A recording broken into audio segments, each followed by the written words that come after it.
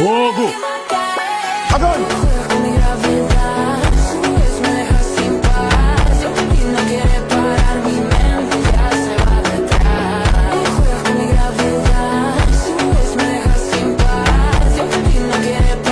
Há centenas de homens daqueles navios, bons, honestos, homens inocentes.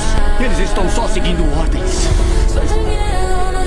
Fui maltratado por homens que só seguiam ordens. Nunca mais.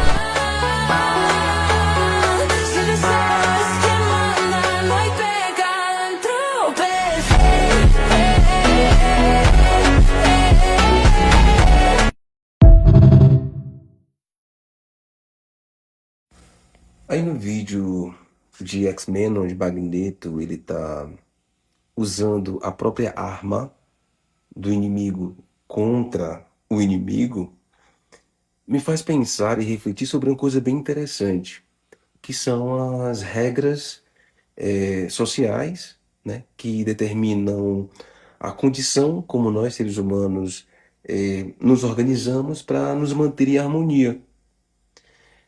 A princípio, esse vídeo ele pode parecer agressivo, mas nós precisamos aqui refletir um pouco, porque a gente está lidando com processos muito mais complexos, onde uma estrutura superior e hierárquica está comprimindo pessoas que se intitula, né, inferior de alguma forma, só por nomenclatura, e nós aceitamos essa nomenclatura porque somos condicionados desde a infância a entender que existe essa estrutura, mesmo que essa estrutura só exista em nossas mentes.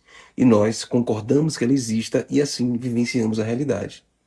O que acontece dentro dessa ideia que eu quero puxar para o lado lúdico e trazendo para a realidade física é o seguinte: os mutantes existem, né? E existe a sociedade. A sociedade poderia ter integrado os mutantes no seu convívio, ensinando convívio desde criança, mostrando como funciona a realidade deles e como eles poderiam ser integrados aquilo para poder ajudar no seu processo de desenvolvimento. Mas infelizmente não é assim que as coisas funcionam dentro da sociedade. Por algum motivo, a sociedade ela acha que é muito mais fácil denominar inimigos para vivenciar a experiência física. E nós sabemos que não existe inimigos. O que Magneto está fazendo é usar o próprio sistema, as leis e as regras da sociedade, que nesse momento existe uma metáfora colocada como barcos sobre a água, lançando mísseis em uma ilha. E isso, metaforicamente, dentro da ideia lúdica, seria as leis e as regras, condicionamentos sociais que determina aonde aquele grupo deve estar, sendo que aquele grupo são humanos iguais a todos os outros humanos. O que diferencia é uma nomenclatura social que determina através disso como eles devem se comportar, como eles devem existir. E aí, esse ponto, né, magnífico da sociedade faz com que, hierarquicamente, como a sociedade define quem está no topo e quem está abaixo, a pessoa que está abaixo, o grupo que está abaixo, não tem uma vida digna. Ela simplesmente tem uma vida na exaustão, no limite o tempo todo. Imagina uma pessoa que está no limite do limite o tempo todo, sendo pressionado por questões sociais, das quais todos nós concordamos que exista, por motivos fúteis. Motivos fúteis. Então nada mais justo que a pessoa que está cansado de ser oprimido, que a pessoa se revolte. Ah não, paz e amor, Deus, Jesus, ele vai vir aqui. Não, pô. Desculpa, mas não tá dando, não.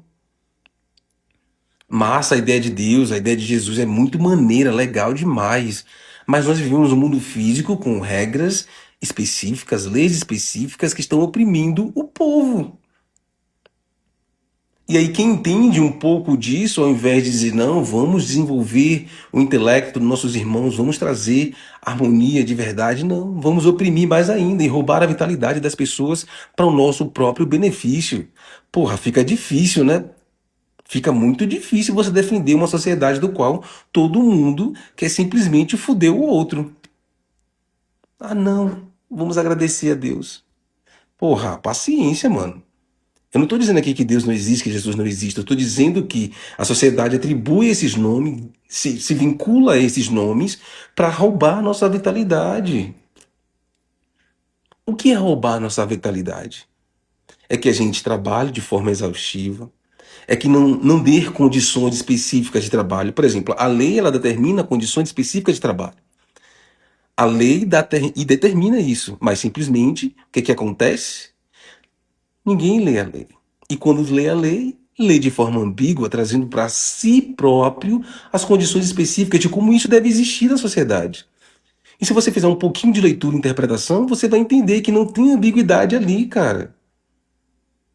Então nada mais justo que eu use as armas que eu tenho para contrapor a ideia do que o sistema vem a oprimir o meu ser diante da sociedade. A ideia de revolta, pô. A ideia de revolta. Não faz mais sentido que a gente exista dessa forma. Não faz o menor sentido. Não faz sentido nenhum, pô. Eu não sou seu inimigo. Eu nunca fui seu inimigo. Eu não sou inimigo de ninguém. Como é que isso não fica claro? Não fica claro porque, ó, na mente de cada indivíduo existe um mundo individual, a forma como ele vê, através das condições do qual ele está inserido. Vive em guerra individual, em batalhas individuais e mentais. E aí o primeiro indivíduo que vem na frente leva. Aí você não pode revidar, porque você tem que ter Deus no coração. Você não pode revidar, você tem que ter Deus no coração. Você tem que... Não, tudo bem, eu até entendo que a gente não precisa revidar de forma agressiva. Mas nós precisamos colocar as pessoas no lugar delas. Elas precisam entender que, independente das hierarquias sociais, elas são pessoas humanas e, como pessoas humanas, estamos trabalhando em grupo. Eu não. Isso, assim, isso aqui é uma ideia de revolta mesmo, sabe? Eu usei de fato esse vídeo para uma ideia de revolta, porque não faz sentido a forma como nós existimos. A gente quer escravizar os outros, tirar vantagem em cima dos outros. Pra quê, pô? A gente podia se unir para transformar e colocar ideias muito melhores no mundo. Mas não, eu vou te oprimir.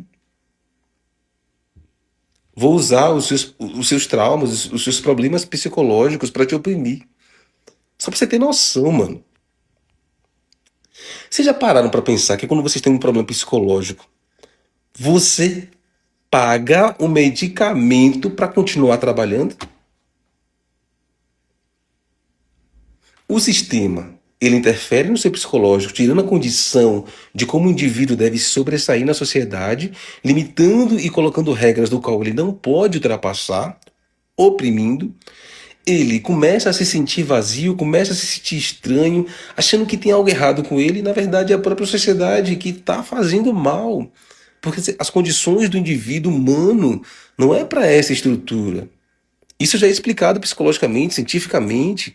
E aí, você precisa continuar trabalhando com problemas psicológicos e comprar o próprio medicamento para continuar o tratamento. Eu não consigo entender isso não, pô. Eu não consigo entender isso. Eu não tô conseguindo mais compactuar com essas ideias, sabe? Eu tava trazendo aqui ideia de autoconhecimento muito mais florida, né? Ai, que alegria, olha como eu sou feliz.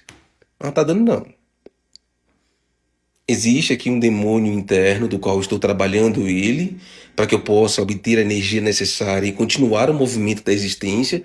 Entender que, por mais que exista um demônio interno em mim, eu não preciso trazê-lo de forma agressiva. Eu posso condicionar a energia através do intelecto e, usando o intelecto para direcionar essa energia, eu consigo viver em harmonia. É muito mais simples. Mas não queremos ver anjos de olhos claros e cabelos encaracolados e loiros. Enquanto existe um demônio dentro de todo mundo e simplesmente a gente ignora isso porque vamos viver as grandes máscaras sociais e dizer, tudo bem, se não faz parte da nossa hierarquia, que se foda, né? É mais fácil. Eu não concordo com isso. E se não concordar também, por favor, nos ajude, né? Faz muito mais sentido.